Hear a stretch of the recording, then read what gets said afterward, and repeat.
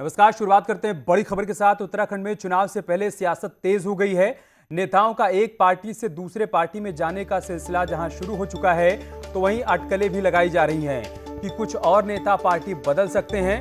अटकलों के बीच मुख्यमंत्री पुष्कर सिंह धामी सुबह कैबिनेट मंत्री यशपाल आर्य के घर पहुंचे। दोनों नेताओं ने ब्रेकफास्ट पर करीब 1 घंटे तक मुलाकात की, बातचीत हुई। इस मुलाकात के पीछे की वजह यशपाल आर्य के कांग्रेस में जाने की खबरों को माना जा रहा है। यशपाल की गिनती उत्तराखंड के बड़े दलित नेताओं में होती है, जो 2017 के चुनाव से ठीक पहले कांग्रेस छोड़कर बीजेपी में शामिल हो गए थे, लेकिन अब फिर उनके कांग्रेस में वापसी की खबरें तेज हो गई हैं। दोनों नेताओं ने 1 घंटे की मुलाकात के बाद जब मीडिया से बातचीत की, तो ऐसी किसी भी अटकलों से इनकार कर दिया और दोनों ही नेताओं ने कहा कि ये एक शिष्टाचार मुलाकात थी और इसका कोई दूसरा मतलब नहीं निकाला जाना चाहिए। हालांकि न्यूज 18 से एक्सक्लूसिव बातचीत में यशपाल आर्य ने माना कि चुनाव के दौरान एक पार्टी से दूसरी पार्टी में नेताओं का जाना आम बात है। कांग्रेस में जाने की बात पर यशपाल आर्य ने सीधा इनकार भी नहीं किया। उन्होंने कहा कि दलित उत्तराखंड की राजनीति में एक अहम फैक्टर है, जो कि करीब 19% है।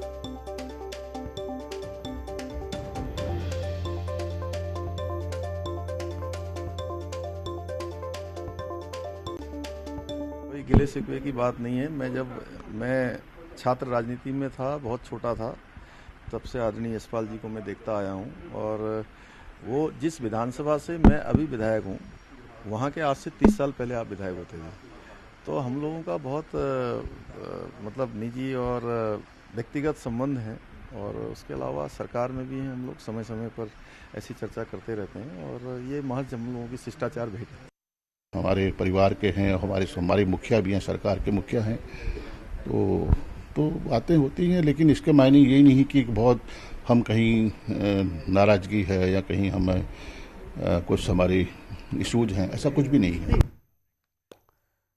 दरअसल ये सारी बातें यूं ही नहीं हो रही हैं। शुक्रवार को जब बीजेपी के राष्ट्रीय मीडिया प्रभारी अनिल बलूनी देहरादून पहुंचे, तब उन्होंने कई कांग्रेसी नेताओं के बीजेपी में संपर्क में होने की बात कही थी, जिसके बाद कांग्रेस ने भी इसे लेकर पलटवार किया और कहा कि बीजेपी के भी कई नेता कांग्रेस के संपर्क में हैं और 15 दिन का समय भी दिया गया है।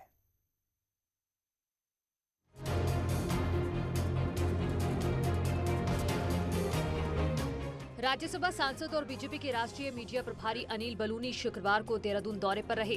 इस दौरान बलूनी ने दावा किया कि उत्तराखंड में बीजेपी एक बार फिर फुल मेजॉरिटी के साथ आ रही है। उन्होंने कहा कि कांग्रेस में भगदड़ मची है, कार्यकर्ताओं का मनोबल टूट चुका है। हरीश रावत और 1-2 नेताओं को छोड़कर सब बीजेपी ज्वाइन करना चाहते हैं। हालात ये है कि अब बीजेपी को हाउसफुल का बोर्ड लगाना पड़ सकता है।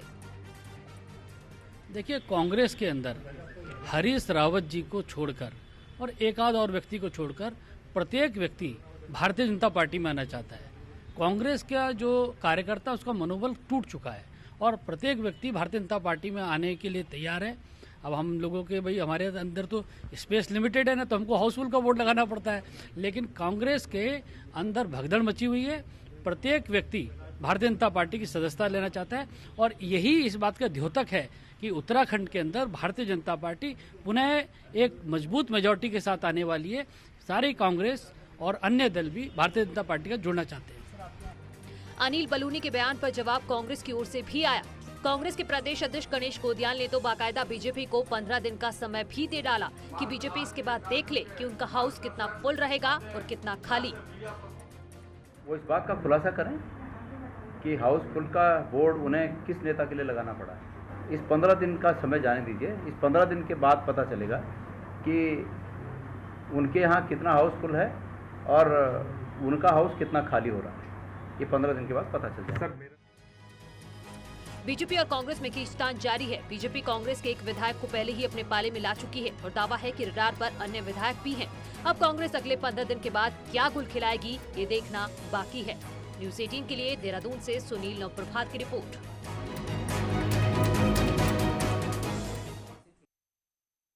आज कांग्रेस के प्रदेश अध्यक्ष गणेश गोदियाल ने प्रेस कॉन्फ्रेंस की और करप्शन से जुड़े अलग अलग मुद्दों पर सरकार से जवाब मांगा है। गणेश गोदियाल ने कहा है कि हरिद्वार में टेस्टिंग फर्जीवाड़ा हो, ओपन विश्वविद्यालय का घोटाला हो, कोऑपरेटिव बैंक में 2 साल पहले हुई भर्तियों का घोटाला हो, छात्रवृत्ति घोटाला हो, इन पर सरकार ने क्या एक्शन लिया है। गणेश गोदियाल ने कहा कि पिछले 4.5 साल में उच्च शिक्षा और सहकारिता विभाग की सबसे बड़ी उपलब्धि करप्शन रहा है, लेकिन कोई कार्रवाई अभी तक हुई नहीं है। वहीं गोदियाल ने कहा कि टैबलेट और लैपटॉप की खरीद में भी घोटाले की तैयारी की जा रही है। किसी राज्य सरकार को इस पर पैनी निगाह रखनी चाहिए। पदों को भरने के लिए अधीनस्थ सेवा चयन आयोग के बाहर अन्य प्राइवेट संस्थाओं को ये जिम्मा क्यों दिया गया? नंबर 2 बात, इसकी परीक्षाएं उत्तराखंड के इतर बाहर ऐसे समय में बहुत शॉर्ट नोटिस पे कोविड काल में क्यों कराई गई? बोर्ड के घोटाले में अब तक माननीय मुख्यमंत्री जी ने क्या संज्ञान लिया और क्या कार्रवाई की? मैं पूछना चाहता हूं माननीय मुख्यमंत्री जी को कि छात्रवृत्ति घोटाले में, जिसमें कि उनके एक विधायक से संबंधित संस्थान का नाम भी शामिल है, ऐसे सफेद पोस्ट लोग आज तक जेल में क्यों नहीं गए? माननीय मुख्यमंत्री जी, आपने इस घोटाले के लिए अपने कार्यकाल में जब से आप आए, इसमें क्या प्रगति की? मैं पूछना चाहता हूं। उत्तराखंड के कई इलाकों में जनसंख्या का संतुलन बिगड़ रहा है और इससे कई इलाकों में सांप्रदायिक माहौल बिगड़ने की आशंका भी है। ऐसे में डीएम और एसएसपी को निर्देश दिए गए हैं कि वो ऐसे असामाजिक तत्वों की लिस्ट तैयार करें और आपराधिक रिकॉर्ड वाले लोगों पर कार्रवाई की जाए। वहीं इस गंभीर मसले पर मुख्यमंत्री पुष्कर सिंह धामी का यह कहना है कि जांच किसी को टारगेट करके नहीं होनी चाहिए और ना हो रही है, लेकिन पलायन और जनसंख्या असंतुलन बहुत गंभीर विषय है। वहीं कांग्रेस के प्रदेश अध्यक्ष गणेश गोदियाल का कहना है कि जाति और धर्म के नाम पर भेदभाव नहीं होना चाहिए। धर्म के आधार पर भेद करना सही नहीं है।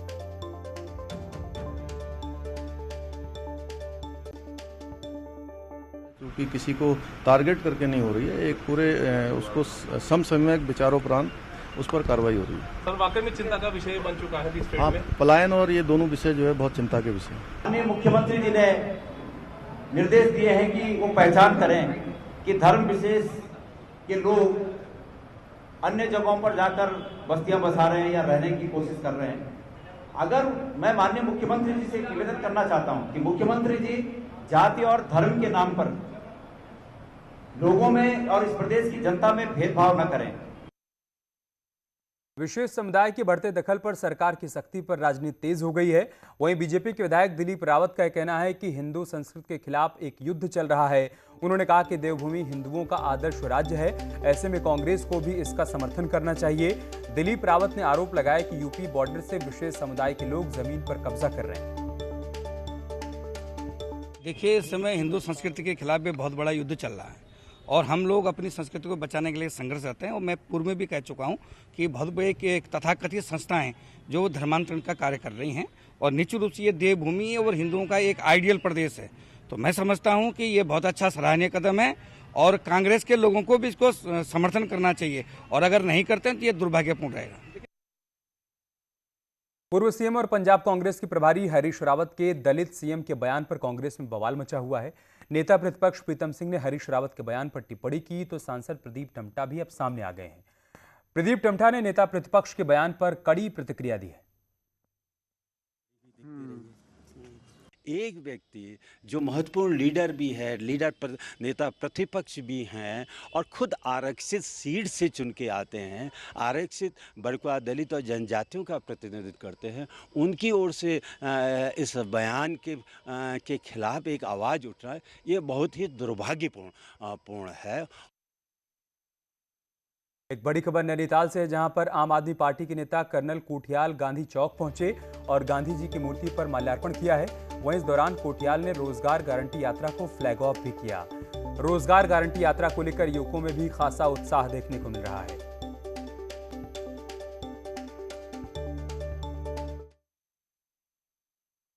टेहरी डैम की झील का जलस्तर 830 मीटर पहुंचने पर डैम से जहां बिजली जनरेशन बढ़ा है, तो वहीं टीएचडीसी की आय में भी 50 से 60 लाख की बढ़ोतरी हुई है। केंद्र सरकार में हुई मीटिंग के बाद शासन द्वारा टीएचडीसी को टिहरी डैम की झील का जलस्तर 830 तक बढ़ाने की अनुमति मिली और वर्तमान में टिहरी डैम की झील का जलस्तर 830 मीटर पहुंच गया है।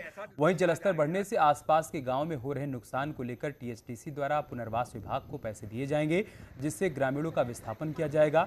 टीएचडीसी के अधिशासी निदेशक का कहना है कि जलस्तर बढ़ाने से जहां बिजली आपूर्ति को पूरा किया जा सकेगा, तो वहीं डैम अपने टारगेट के मुताबिक बिजली उत्पादन भी कर पाएगा।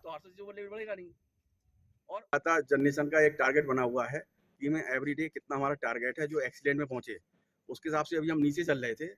अब हम उम्मीद करते हैं कि एक्सीलेंट जो टारगेट भारत सरकार ने फिक्स किया है उसको हम अचीव कर पाएंगे, और ये 830 का जो जिला स्तर है उस टारगेट को अचीव करने में करीब करीब मैं समझता हूँ कि अक्टूबर एंड तक ये डाउन होना शुरू हो जाएगा। उत्तराखंड में सरकारी नौकरी के लिए एग्जाम हो और उससे विवाद न जुड़े, ऐसा हो ही नहीं सकता। अब अधीनस्थ सेवा चयन आयोग द्वारा करवाया गया सहायक लेखाकार की भर्ती परीक्षा हिंदी ट्रांसलेशन को लेकर विवादों में आ गई है, लेकिन आयोग एग्जाम को कैंसिल करवाने के मूड में नहीं है।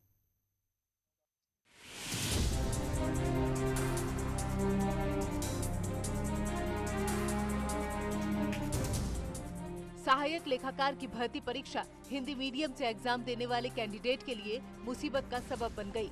ट्रांसलेशन ऐप के जरिए अंग्रेजी के शब्दों का ऐसा उच्चारण हुआ कि अर्थ का अनर्थ हो गया और कैंडिडेट सवाल समझ ही नहीं पाए। ऐसे में अधीनस्थ सेवा चयन आयोग द्वारा एग्जाम करवाने को लेकर बेरोजगार संघ आंदोलित हो चुके हैं और एग्जाम कैंसिल करवाने की मांग पर अड़े हैं। क्या जितने 6 पेपर करवाए उसको इंग्लिश में टाइप करके उसका गूगल ट्रांसलेट किया है हिंदी के छात्रों के लिए, तो उसमें क्या वो जो अर्थ है जब उसका अर्थ का अनर्थ हो गया सीधे, क्योंकि वो पढ़ने में नहीं आ रहा है। अब कुछ अकाउंटेंट की भाषा कुछ अलग होती है, उसमें जैसे कैपिटल को पूंजी कहा जाता है, यहाँ कोई प्रश्न में हिंदी का जो इन्होंने ट्रांसलेट किया था उसमें कैपिटल को राजधानी कर दिया। अब बच्चा जब प्रश्न को पढ़ेगा तो वो समझेगा क्या। वहीं आयोग का कहना है कि विरोध करने वाले वही लोग हैं जिन्हें डर है कि वो एग्जाम में फेल होंगे। कुछ कैंडिडेट के लिए उनका भविष्य दांव पर नहीं लग सकता, जो साल भर एग्जाम के लिए तैयारी करते हैं। जहाँ तक कैंसिलेशन के लिए आंदोलन करना या झगड़ा करने का मसला है, एग्ज़ाम के तुरंत बाद बच्चे आते हैं, वो ज़्यादातर बच्चे वो हैं जो आंसर की देख लेते हैं हमारी, जो हम एग्ज़ाम के बाद जारी करते हैं, और वो जान जाते हैं कि हम निकलने वाले नहीं हैं। कोई भी एग्ज़ाम को कैंसिल करना एक बहुत ही बड़ा निर्णय है, और आपको ये ध्यान और आयोग को भी ये ध्यान रखना पड़ेगा कि जिन बच्चों ने एग्ज़ाम दिया है और जो उन 40-50 बच्चों के साथ नहीं हैं जो आंदोलन कर रहे हैं और जो मेहनत करते हैं, तो उनका भी आयोग को ध्यान रखना पड़ेगा ऐसे आंदोलन की जहां तक बात है। सोशल मीडिया में कैंपेन चलाने से लेकर अब कैंडिडेट आयोग के अध्यक्ष और सचिव की कार्यप्रणाली पर सवाल उठाने लगे हैं। न्यूज़ 18 के लिए देहरादून से भारती सकलानी की रिपोर्ट। कुमाऊं के 3 बड़े शहर नशे के बड़े अड्डे बन चुके हैं। यूपी से यहां नशे का सामान लाकर युवाओं की जिंदगी तबाह की जा रही है और यही नशा पहाड़ों को बर्बाद कर रहा है। वहीं पुलिस के हाथ अभी तक कोई भी बड़ी मछली नहीं आ सकी है। हल्द्वानी, रुद्रपुर और काशीपुर 3 ऐसे शहर हैं जो तेजी से नशे की चपेट में आ रहे हैं। नशे के सौदागरों ने यहां गली गली में पांव पसार लिए हैं। बीते 1 साल में 3 शहरों से 100 से ज्यादा नशे के सौदागर पकड़े जा चुके हैं। वहीं हल्द्वानी के एक पार्षद डेविड ने नशे के खिलाफ लोगों को जगाने का काम शुरू किया है और चौक चौराहे पर खड़े होकर नशे के खिलाफ संदेश दे रहे हैं।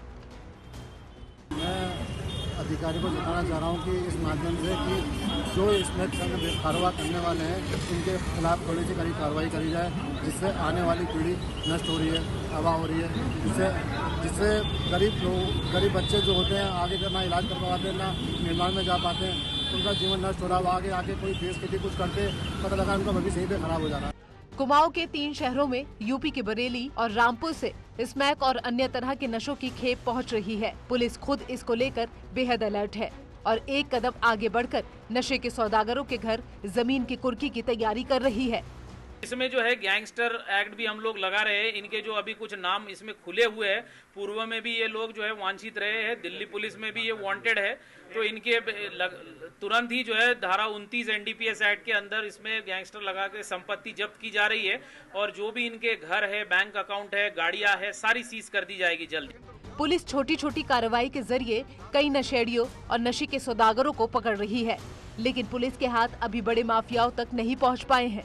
हल्द्वानी से न्यूज़ 18 के लिए शैलेंद्र नेगी की रिपोर्ट। यार रुक रहे छोटे से ब्रेक के लिए, जल्द लौटेंगे कुछ और खबरों के साथ।